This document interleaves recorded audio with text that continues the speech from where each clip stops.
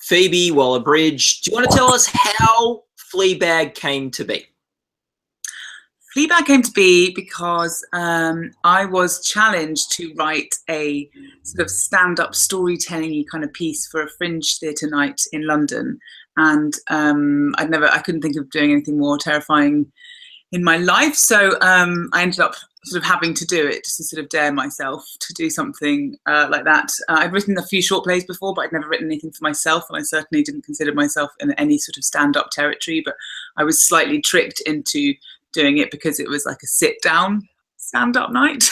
There was like a stool, so I was like, and so I decided I was going to write a 10-minute piece, which was going to be a kind of a character that I always sort of wanted to play as an actress, and which was a sort of acerbic, dark, sexually candid, confident, sort of relentlessly joking woman who is actually underneath it all hiding a real darkness. And that was the kind of basic structure for the 10 minutes that I did, and it went down well at that night. And then it got and then me and my theatre company decided we were going to turn it into a full-length play and then take it up to Edinburgh. So I just expanded on that idea. So the play sort of start off feeling like it's a kind of stand-up comedy show, and end up, as the kind of layers peel away, you realise that the character's actually very broken and unhappy. And then when the BBC and Amazon decided they want to turn it into a series based on the pilot I made from doing that play.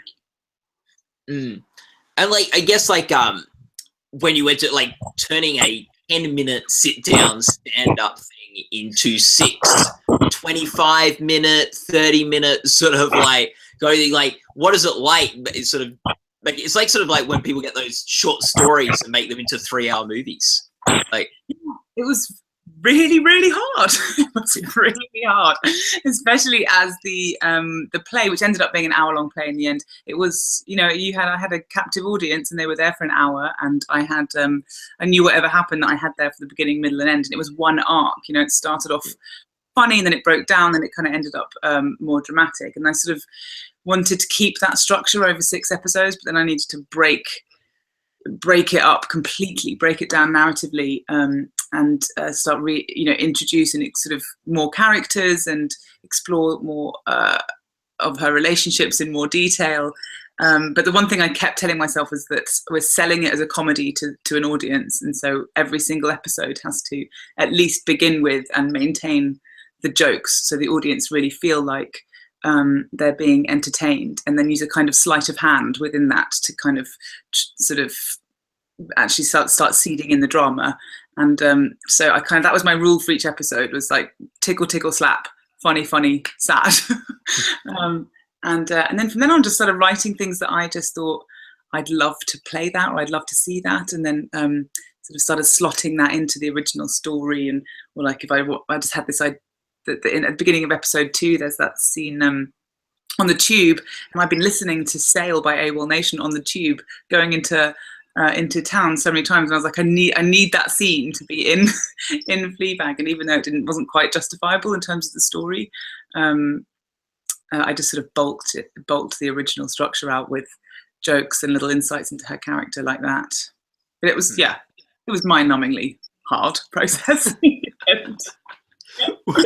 was like, obviously, like doing a 10-minute like sort of stand-up story where you sort of have this like comedy, and then like sort of there's still that darkness that you have in the series. Like, were you able to like get darker in the series just because of the time you had to explore the themes, or was that 10 minutes also pretty dark?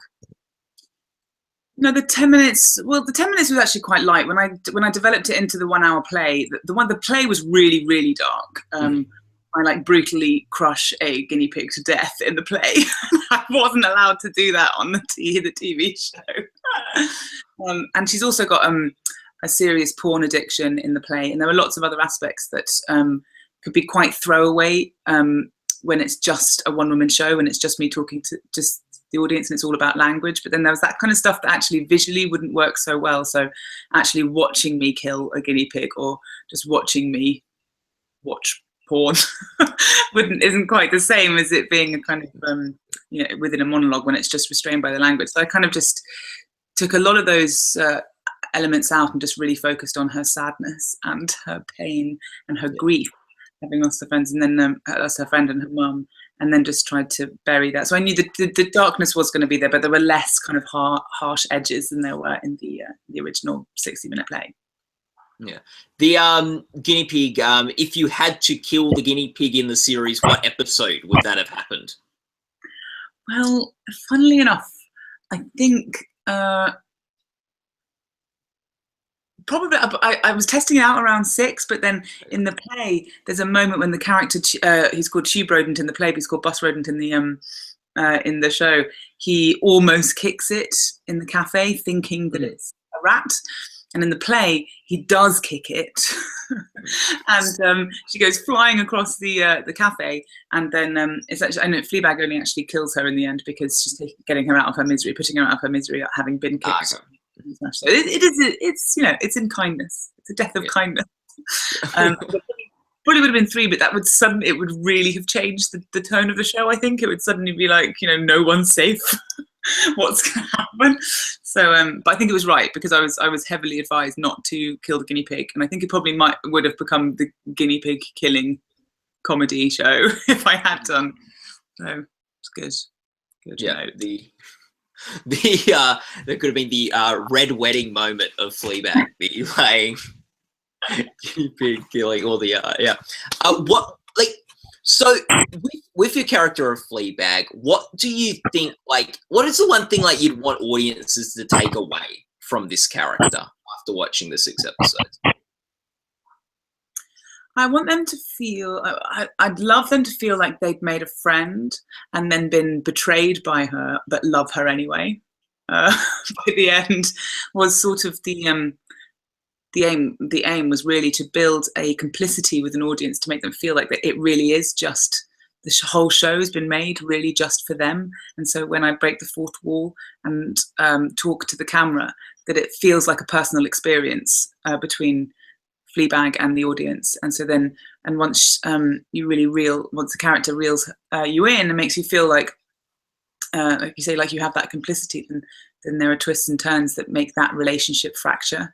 And so it's not, I suppose that, again, that's just from a structural point of view and an experiential point of view, to kind of made and lost and been confused by a friend, I think, is, I hope, the takeaway feeling from it. And you've got a show is funny, I guess good comedy, but it touches on real themes, sort of especially in the final episode or 2, where she sort of talks about her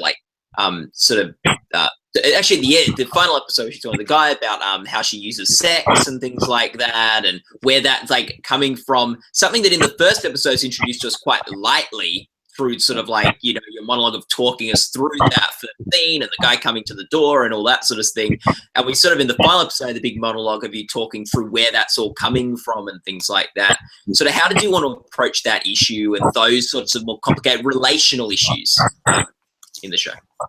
Well, first of all, I really wanted to be about control, that the character's actually a real control freak, and that she manages to control her life and her sense of personal value through sex, and being able to talk confidently about it and totally own her relationship with it with an audience, which is where the candor comes from, being able to say to somebody, yeah, I've just, fucked up the arse or whatever, that she has absolutely no...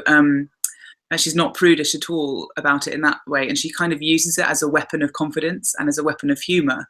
But actually, it does actually, if you read between the lines, communicate a sort of obsession with it.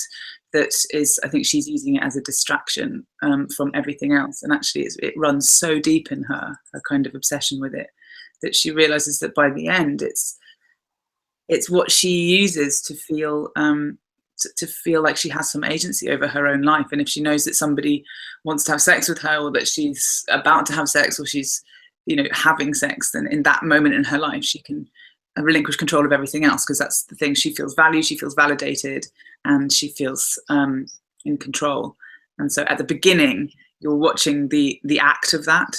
And by the end, hopefully you're watching the kind of overflowing confession that that's her weakness. Well, it's sort of really kind of playing with the idea that a kind of liberated, sexually confident young woman, which is kind of considered a kind of cool thing, could actually be more complicated.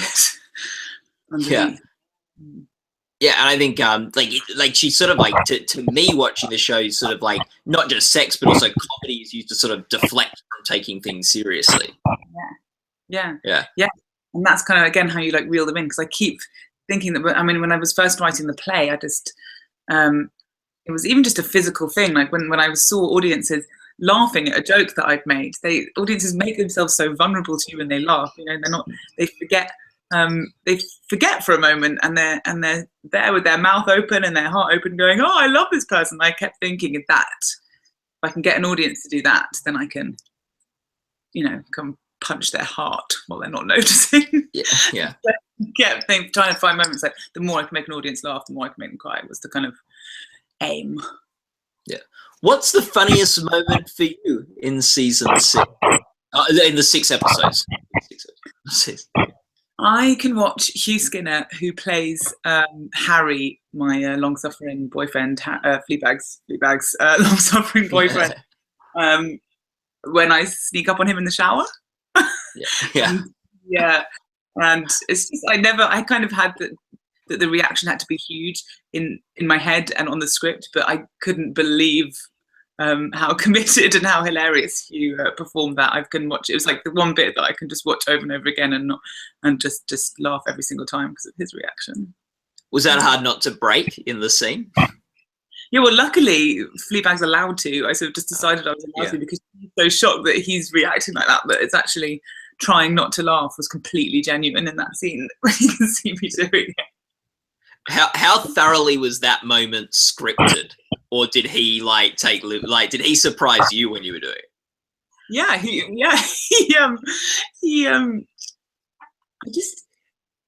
It was scripted. Like all the lines that he said are in the script. And that time when he jumps for a second time, when I'm touching his face, is in the script. But Hugh just imbued it with so much more terror and vulnerability and emotion and like real tears and like convulsing muscles like in his body that it was sort of beyond anything I'd imagined.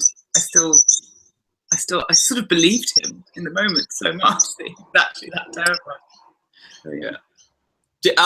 Speaking of Hugh and also the other like boyfriends that are in the show, did you base any of these guys off real guys you've encountered or real friends of friends or anything like that? Not really. Like a couple of the kernel of these characters always start with something that someone once said that then I kind of tease out into a character or something. Nothing's like an actual, like based on anyone I've actually ever met or like a portrait of anyone. But to a certain extent, they're amplified versions of sort of either feelings I've had for or about people or moments that I've spent with them that I've thought, if I just turned that moment that we just had into, you know, something, a character, then yeah, I don't know. It's weird because I sort of feel they feel so familiar to me, but I couldn't actually point at a person in the world that they're based on. Probably, thankfully, I don't know. There's probably no ex-boyfriends like sitting anywhere going, "Is that what she thought of me?" Well, I don't know. I really hope not. I'm sure it's crossed their minds, but I think the really funny thing is so many people have asked me if moments were based on them, and these are even like some girlfriends of mine talking about the male characters, some sort of like just lots of people have asked me if any bits were inspired by them. So I think, I don't know. I hope not. Has the answer ever been yes when someone's asked you that? No, like there are a few moments like there's a tomato sandwich joke in episode 2 that the sister wants a tomato sandwich, and that is a conversation that my sister and I once had, just about how she ordered a tomato sandwich, and we were with my brother at the time, and we just thought it was such an eccentric sandwich that we just ripped the piss out of her for just ages about it. It's just become like a family joke. And so when she first saw that episode, the character asked for a tomato sandwich, that was clearly lifted totally from my sister's eccentric sandwich choice. But But yeah, no, they're all a compilation of lots of people that I've met, and then the characters that I've created to sort of mush them together. Yeah. Although, yeah, go. Boo, the character Boo, my best friend, is actually the closest I've come to sort of ripping off somebody's actual personality because Vicky Jones, who directed the stage play and helped me develop the play in the first place, and then was script editor on the show. She is my best friend in the whole wide world, and I adore her and have her to. I just owe her so much stuff because of she's sort of making me write, and she directed the show and stuff. And she and the kernel of the show itself actually started with me imagining what life would be like without my best friend. And so I was like, God, what if Vicky just died in a horrendous accident? And so just sort of thinking in those sort of horrible ways. And then she and there are moments in it that have her spirit in her character. Yeah. And you thought that'd make a good comedy series. Yes, let's just kill everything she loves. Yeah. Yeah, that's good. What we should have you should have when the next person asks you if something's based on them, you should say you should go well, I hadn't thought of that, but now you mention it. Like, Actually, yeah, it kind of given me inspiration for the next one. Yeah. Anyway, what is the moment you are the most proud of? Is there a scene or a particular aspect of the show that you look back and go, boy, we did a really good job there? Oh my gosh, there are so many moments that I feel so proud of. I feel God, that's such a good question. I was really pleased the tube scene worked. I was really worried that might not read with everybody because it's a surreal moment in the show, that there aren't any other surreal moments, and I was worried that actually jumping out of reality and into her own projected imagination might jar with the rest of the show. But the way that was directed, and Harry Babet directed it, and how all those amazing supporting artists just committed to it so much. And then when that played out and it had been edited, and it actually worked, and it was funny, I was like, oh, thank God, because that was kind of the weirdest bit in the script, and the fact that I felt like in the end that worked made me really proud. But on the whole, just mainly really proud of just how it felt like everyone had understood the show so profoundly, and it felt like everyone was part of the same world. I know that sounds like a sort of strange thing to say, but I wasn't sure of what this show was. I knew in my heart, but I couldn't describe it particularly for a long time, or what I wanted it to feel or look like. And I worked really closely with the director, and the cast who came in they just got it, and we just felt like everyone was playing the same tone, the same reality, and the same level of pain and humour all at the same time. So I'm really proud of the cast. Well, the show is competing for the Golden Globes and Screen Actors Guild Awards, comedy races, and I thought because we're an awards night at Gold Derby, how do you feel like Fleabag fits within the current television landscape? Because there are so many shows now on so many networks, all with such different tones and voices. It's very hard to sort of, I don't know, for me as a viewer, it's hard to know where different shows find their place. It's just such what's amazing now is there are so many kind of genre crossing shows, and there are so many amazingly dark and dramatic half-hour shows, and then there are so many, those sorts of themes used to be tackled in a kind of hour-long show, and now comedy especially seems to be getting a lot more layered in terms of its tones, and I feel like that really helped in terms of Fleabag kind of nuzzling her way into the back of the crowd of of those shows like Transparent and Atlanta. I just love so much, and that they have layers. They're about a human experience. So I feel like there is a sort of gang of comedy drama half-hour stuff that I'm really so chuffed to be considered in the same. But I suppose just in the same kind of full breakdown of what's coming out that came out, but they were saying it was in those sort of similar things. But I don't know, it just feels incredibly surreal because I've been watching those shows, from the UK for so long, and then even just you saying then how does I think it sits in there? I don't know. I hope. Yeah. I hope. You look at the shows that get nominated, and there's like, you know, Mozart in the Jungle got in last year, which isn't a show that was like a huge popular culture, like, you know, like phenomenon. And then you see, like, you look at the shows that nominate, and it's just such a mixed bag. And there's like, you know, for every Mozart in the Jungle that gets in, there's another show that doesn't. So, but yeah, it's just a really interesting award circuit now compared to what it probably was 10 years ago when you knew the 6 shows that were going to get in. Yeah, I mean, it's all about, I think it's so much about originality as much as execution now. There's a huge pressure on trying to find something new because everyone's flooded with so many different types of shows now.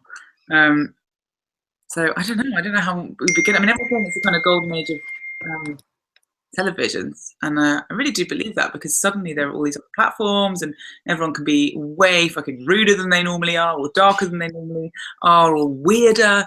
And actually the whole way through making Fleabag I was going, this is so weird, this is such a weird show, I don't know who's gonna get behind this guinea pig show. And then, you know, and then actually that's what I love most about like shows that come from left field a bit, is that they're not like Mozart in the Jungle and Transparent, basically it's like everything on Amazon. Yeah. They're encouraged to come from, you know, more left field kind of places now. I don't think it would have been so. We probably wouldn't even have been commissioned any earlier if it hadn't been for that kind of new wave of darker stuff. Yeah, I guess also something to sort of touch upon or whatever is, do you what's similar between you and Fleabag? Well, all my friends and family are alive and well, so that's a big difference between us. I feel like I found that I was writing a character who used comedy or humor to kind of deflect quite a lot. And even though I'm lucky enough not to have to deflect the same kind of horrible searing pain that she has in her life about her grief and her guilt and everything, I found that I was slightly unnerved by how easily that came to me, that actually you'd rather just make a little joke and then run the fuck away from a situation. And so that's really similar. And yeah, I suppose just a sense of humor. It was just that really dark, sort of darker side of my sense of humor that I didn't really think was allowed out in public. And then that side, but you know, I'm just happily married writer in London. Everyone's like, oh, what? This is kind of like rolling backwards out of nightclubs, kind of just like clinging onto the trouser legs of men I've never met. They're all really like surprised and slightly disappointed when I say that. Yeah, no, I'm sort of, yeah. But those days of I mean, I've had those days with similar stuff that Fleabag got up to. Yeah. Do we have a season, like, is there going to be season 2 of Fleabag? I'm sort of thinking about it at the moment. I said it was originally because it was originally a play and it had that one arc, and I felt like there's a certain closure to it. But at the same time, I can't quite let go of her yet. So I'm kind of starting to think about if there's more stories. But I want to make sure it's that if I do go back and do more, then that it's the right story and not just me being like, hey, you know, I've got an audience for this character, I'm just going to rinse her. I've got to make sure it's the right, cool, surprising story. It's like Larry David, like I'll come back with a season of Curb when I've got an idea. Yeah, exactly. Yeah. I mean, and I think it's everyone's happier that way around. I think it's just normally it's better work, but yeah, I'm just sometimes just sitting in my office, just staring onto the wall, being like, "When's it coming? When's the idea coming? It's got to be coming soon." Yeah. So until that idea comes, what are you going to be doing, Phoebe, with yourself? So I've just started writing a drama for BBC America, and that is about a psychopathic assassin and a woman who has to hunt her down. So I'm in the writer's room for that at the moment, and yeah, so that's sort of going to distract me for a little time, and then when that goes into production, hopefully, next year, I can look back at Fleabag and see what she's been up to in the meantime. In the back of my imagination. She's amazing, yeah. Yeah. Well, Phoebe, thanks so much for chatting with us today. It was really, really cool. And yeah, all the best for the Golden Globes and Screen Actors Guild and the Psychopathic Assassin series and what's in the future for Fleabag. Yeah. Thanks so much. Really great to talk to you. Nice. Really good too.